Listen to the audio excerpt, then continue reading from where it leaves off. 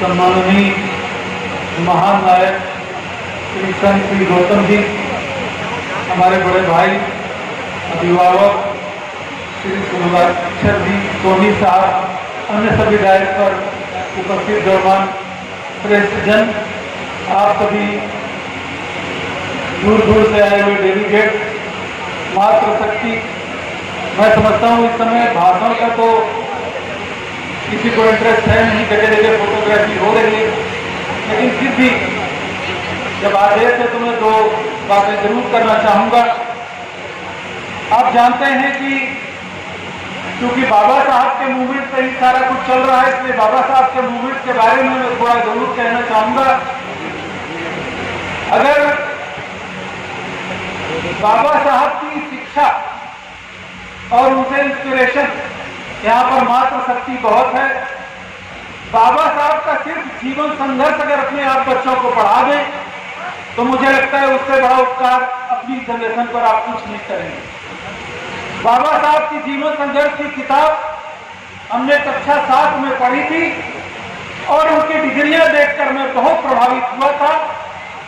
और एक बार मेरी दूसरे बच्चों ने जाति के चलते पिटाई भी कर दी थी और मेरे भाई ने इसी के चलते जब मैं डिप्रेस हो गया तो उन्होंने किताब ला के दे दी जिसका नाम था जीवन संघर्ष। और बाबा साहब का जीवन संघर्ष पढ़ने के बाद मुझमें जो आत्मशक्ति आई, आत्मबल आया कि बाबा साहब बनना तो किसी के लिए संभव नहीं है, लेकिन उनकी डिग्रियों को देखकर आपको जानकर खुशी होगी कि मैं इस राष्ट्र का नहीं, साउथ एशिया का सबसे ज्यादा क्वालिफाइड न्यूरो सर्जन हूँ।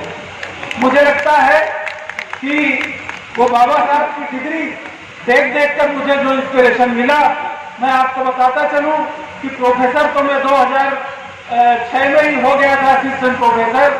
मैं ब्रेन का सर्जन हूं और बाबा साहब के इंस्पिरेशन की वजह से ही मैं आपको बता दूं, आपको खुशी होगी जानकर कि 500 रिसर्च पेपर और बुक चैप्टर, करीब 10 किताबें न्यूरो सर्जरी में मैंने लिखी हैं और यह सब बाबा साहब की प्रेरणा से हुआ। 10,000 खोपड़ियां ब्रेन के ऑपरेशन कॉम्प्लिकेटेड करीब मैंने किए हुए हैं और ऐसे ऑपरेशन किए हुए हैं जो बहुत सारे जो एम्स जैसे इंस्टीट्यूट ने मना कर दिए, वो भी ऑपरेशन कभी राजकुमार ने मना नहीं किए। तो मैं ये बताना चाह रहा हूं कि बाबा साहब का जो मूवमेंट है उसको अगर आगे बढ़ाना है तो बाबा साहब से इंस्पिरेशन लेना पड़ेगा, उन्हीं को पढ़ना पड़ेगा, उनके दिखाए रास्ते पर चलना पड़ेगा।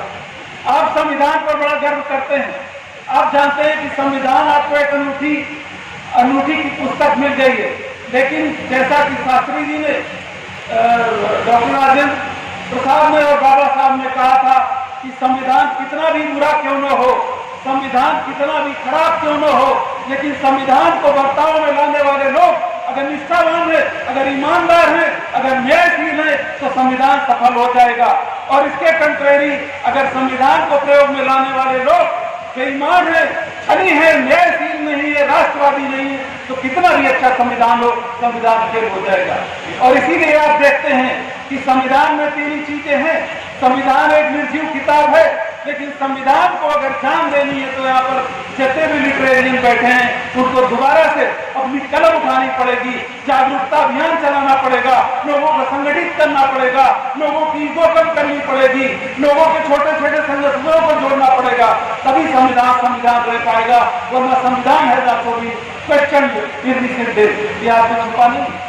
आखिर संविधान में तो 3 चीजें हैं, विधायिका है, न्यायपालिका है, कार्यपालिका है। संविधान के बारे में आप जानते हैं कि संविधान की जो विधायिका है उसमें क्या हुआ, जब 20 अगस्त 1932 को इस भारत में सेकेंड राउंड टेबल कॉन्फ्रेंस में बाबा साहब ने अपना पक्ष रखकर और 20 अगस्त 1932 को जब कम्युनल अवार्ड डिक्लेयर करवाया था।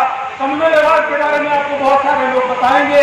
कम्युनल अवार्ड का मतलब आप भी 7 करोड़ लोग, जो 7 करोड़ दलित और अपराध के लोग थे, उनको एक जो है अल्पसंख्यक की संज्ञा दे दी गई थी।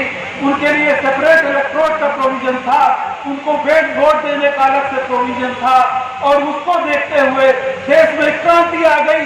भारत के लोगों ने, पूरा भारत खोपड़ी पर उठा लिया कि अगर दलित और दबे कुचले लोग भी, गुलाम लोग भी अगर अपना सेपरेट पावर पा जाएंगे, अगर अपनी सेपरेट इलेक्ट्रोड पा जाएंगे तो इस देश में गुलामों की कमी हो जाएगी और मेहनत करने वाले लोगों की कमी हो जाएगी।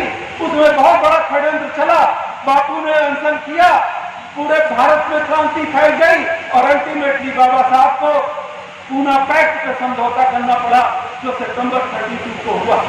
जब पूना पैक्ट पे समझौता हुआ तो सेपरेट इलेक्ट्रोड जब आपका खत्म हुआ, जब सेपरेट आपका विधायक होता आप ही उसको वोट देते, आप ही का सेपरेट एमपी होता आप ही उसको वोट देते, अगर वो एमपी होता तो पार्लियामेंट और असेंबली में आपकी आवाज दमदार तरीके से करता।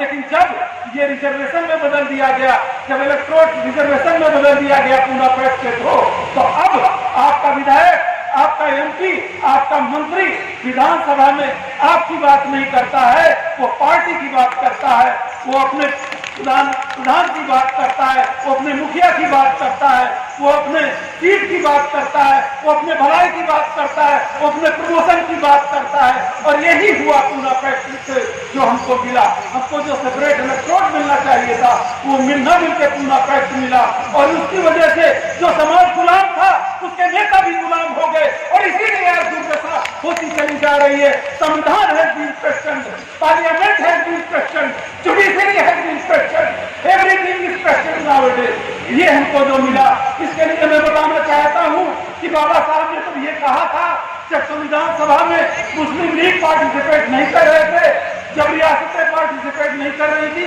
आपको पता होगा 565 रियासतें थी जब ये देश आजाद हुआ, रियासतों को एक खतरा था कि उनकी प्रॉपर्टी चली जाएगी, मुस्लिम लीग को एक खतरा था कि मुस्लिम लीग का अलग पाकिस्तान नहीं बन पाएगा। विंस्टन चर्चिल को हवा देता था, अंग्रेजों की पॉलिसी थी डिवाइड एंड रूल की, और संविधान सभा खतरे में पड़ी थी और कोई किसी को समझ में नहीं आ रहा था कि इस देश का संविधान कैसे बनेगा। जयकर ने तो यह भी कहा कि संविधान सभा की कार्रवाई स्थगित कर दी जाए। तब बाबा साहब ने एक नारा दिया था, 5 पॉइंट पे बाबा साहब ने सोल्यूशन निकाला था, वो आप लोगों को पता होना चाहिए। पहला पॉइंट था कि निरपेक्ष शासन, मूल अधिकार, जो मूल अधिकार आपको मिले हुए हैं, अधिकार तो मिले हुए लेकिन वो इंप्लीमेंट कभी नहीं हो पाए। तो निरपेक्ष शासन, निरपेक्ष मतलब अपने हो या पराये सबके लिए न्याय की व्यवस्था थी, क्या वो लागू है? मूल अधिकार जो थे वो कितने हैं कितने नहीं, इसकी समीक्षा आप खुद कर सकते हैं। इसके बाद आपका इकोनॉमिक विकास की परिभाषा थी, और दूसरा जो एजेंडा था कि एकत्व की राय पर चले। आज फिर से जरूरत है मेरे प्यारे भाई, एकत्व की राय पर चलने का संदेश दिया था बाबा साहब ने। और इसके बाद एक उन्होंने कहा था कि केंद्र को मजबूत होना चाहिए, अगर एकता और अखंडता राष्ट्र की रखनी है तो मजबूत केंद्र की स्थापना होनी चाहिए। और इसके बाद उन्होंने कहा था कि पार्टियों के ऊपर राष्ट्र होना चाहिए। मैं आप लोगों से पूछता हूं कि आज की सरकारें, आज की पार्टियां, हो सकता है मेरा भाषण रिकॉर्ड करके कोई किसी को सुना दे, लेकिन मैं खुले मन से आपसे कहना चाहता हूं, मैं शिक्षा भी दूं, अगर मैं नहीं बोलूंगा, कोई नहीं बोलेगा तो किसी को तो बोलना पड़ेगा। और इसलिए मैं ये कह रहा हूं कि क्या आज आपके देश में पार्टी के ऊपर राष्ट्र है या राष्ट्र के ऊपर पार्टी है, ये आपको समझने की आवश्यकता है। और अगर राष्ट्र के ऊपर पार्टी आ गई है तो आपका संविधान खतरे में है, आप खतरे में है, केवल दलित खतरे में नहीं है, पूरा देश खतरे में है, पूरी व्यवस्था खतरे में है। इसलिए जो बाबा साहब ने ऐलान किया था कि हमको दोबारा से एकत्व की राय पर चलना पड़ेगा, तो दोबारा से एकत्व की राय पर आइए। ये जो छोटे छोटे आपने गुट, छोटी छोटी पार्टी, छोटे छोटे मोहल्ले में नेता, छोटे छोटे संगठन, छोटे छोटे व्याख्यान, छोटी छोटे भाषण, छोटी छोटी सभाएं, छोटे छोटे नेता जो आपने इकट्ठा कर रखे हैं, अगर आप साहित्यकार हैं, अगर आप दलित साहित्यकार हैं, अरे सबको आप इकट्ठा करिए और सबको एक बैनर के नीचे लाइए। सरकार चाहे जो भी बने, चाहे वो कांग्रेस की हो, चाहे बीजेपी की हो, चाहे वो रीजनल पार्टी की सरकार हो, जिस दिन आप एकत्व की राय पर चल जाएंगे उस दिन आपकी भाषा और आपकी बोली जिस तरह 1932 में आपने शक्ति बनाकर दिखाया था, जिस लिए छूटों की आवाज मानी गई थी, अगर वही दोबारा से आपने स्थापित कर दिया तो मैं दावे के साथ कह सकता हूं कि बीजेपी की भी सरकार रहेगी तो भी आपकी आवाज बुलंद रहेगी, पार्लियामेंट में भी रहेगी, असेंबली में भी रहेगी, पब्लिक में रहेगी, स्थानों में रहेगी। शिक्षा के स्तर की बात अगर की जाए तो मैं बता दूं कि पिछले दिनों 82 में 62 ऐसे वाइस चांसलर चुन लिए गए जो एलिजिबल नहीं थे, कहीं तो कोर्ट से साइड कर दिए गए। और ये दोष दिया जाता है कि आरक्षण की वजह से शिक्षा का स्तर गिर गया। अरे मैं पूछना चाहता हूं कि 1900 कुछ वाइस चांसलर में मुश्किल से 4 या 5 दलित वाइस चांसलर हैं, मुश्किल से 5 या 6 बैकवर्ड क्लास के वाइस चांसलर हैं। फिर शिक्षा कैसे गिर गई? इस देश में शिक्षा का स्तर कैसे गिर गया? क्या रिजर्वेशन ने गिरा दिया इसको? क्या दलितों ने गिरा दिया? क्या बैकवर्ड क्लास ने गिरा दिया? नहीं प्यारे भाइयों, ये बात वही है कि जब भी कुछ होता है इल्जाम आपके ऊपर लग जाता है। ये अजीब बात है इस देश में कि भाई ये अजीब है कि वो कत्ल भी करते हैं, वो कत्ल भी करते हैं हमें, और हम ही से पूछते हैं कि शहीदे नाज बतलाओ मेरी तलवार कैसी। वो कत्ल भी करते हैं और हम ही से पूछते हैं और हमें ही ब्लेम करते हैं।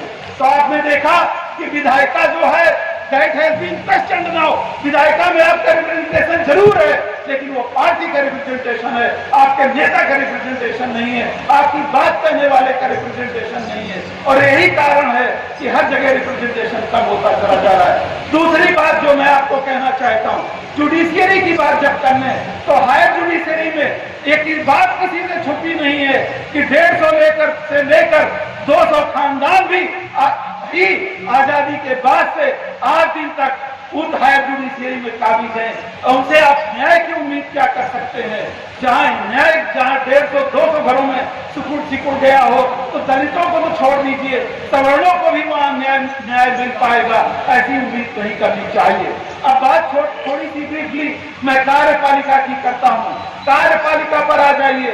आपके जो मास्टर बन जाते थे, आपके जो क्लर्क बन जाते थे, आपके जो चपरासी बन जाते थे, आपके जो लेखपाल बन जाते थे, आपके जो कानून वो बन जाते थे, आपके जो बैंक में एम्प्लॉय थे, उसमें जब रिजर्वेशन मिल जाता था तो आपका जो बच्चा जो व्यक्ति अपने बच्चों को पढ़ाकर वो डॉक्टर बना देता था, इंजीनियर बना देता था, IAS बना देता था।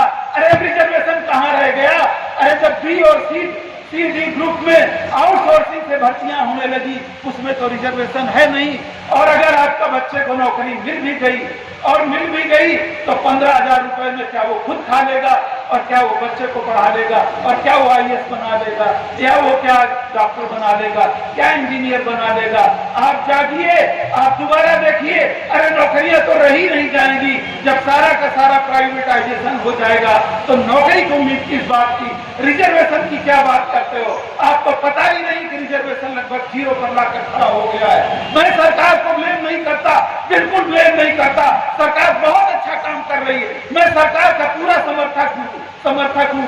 लेकिन अगर किसी को ब्लेम करना है तो मैं आप लोगों को ब्लेम करता हूँ कि आपके सामने ही आपका निवाला छीन कर लोग ले जा रहे हैं और आप तमाशबीन होकर देख रहे हैं कि अब आपके गले में टाई आ चुकी है, अब आपको अवार्ड मिलते जा रहे हैं, अब आपको कुर्सियां मिलती जा रही हैं। इसलिए आप भूल गए कि आपके अधिकार क्या थे, आपकी ड्यूटी क्या थी, आपको करना क्या था, आपका शिक्षा पर क्या क्षेत्र था। ऐसी बहुत सारी चीजें मैं कहना चाहूंगा, लेकिन मुझे लगता नहीं है 5 मिनट का टाइम उन्होंने बताया था, 5 मिनट में तो मेरी भूमिका ही बन पाती है। मैं मास्टर हूँ, मैं जहाँ खड़ा हो जाता हूँ बोलना ही मेरा काम है। अगर ब्रेन की पर बोलता हूँ तो ब्रेन की सर्जरी पर बोलने लगता हूँ, समाज में बोलता हूँ तो समाज में बोल रहा हूँ। मैं सरकार को ब्लेम नहीं करता। मैं अगर इंस्पायरली किसी को ब्लेम करता हूँ तो आपकी लीडरशिप को ब्लेम करता हूँ, आपको ब्लेम करता हूँ, आपकी शिक्षा को ब्लेम करता हूँ, डॉक्टर अम्बेडकर के विचार न मानने को ब्लेम करता हूँ, बुद्ध के विचार न मानने को ब्लेम करता हूँ। दोबारा से आइए, दोबारा से शिक्षित बन जाइए, अपने बच्चों को शिक्षा दीजिए जिस तरह बाबा साहब के पिताजी ने शिक्षा दी थी। एक कमरे में बकरी भी बंधी रहती थी, उसी में बाबा साहब पढ़ते थे, उसी में उनका पूरा परिवार रहता था। गणित मैथ मराठी वो खुद पढ़ाते थे। अरे आप भी अपने बच्चों को पढ़ाइए, उनको बाल बढ़ाने की जगह जैसे बाबा साहब के पिताजी ने कहा था कि बेटा बाल मत बढ़ाओ, दिमाग बढ़ाओ। अपने बच्चों को बाल बढ़ाने की बजाय अपने उनको दिमाग बढ़ाने की शिक्षा दीजिए, अच्छी शिक्षा दीजिए, संगठित होइए, अपने दोबारा से संगठन खड़े करिए, दोबारा से यूनाइट हो जाइए, वरना ये जमीन आपके पैरों के नीचे से ऐसे खसक सच आएगी कि आपको 10 साल बाद पता चलेगा कि आपकी तो जमीन ही खसक गई। आप पढ़े लिखे बनते थे लेकिन आपकी शिक्षा का कोई मूल्य नहीं रहा। इन्हीं शब्दों के साथ आपने हमको इतनी देर बर्दाश्त किया, इतनी देर सुना, इसके लिए बहुत धन्यवाद, बहुत आभार।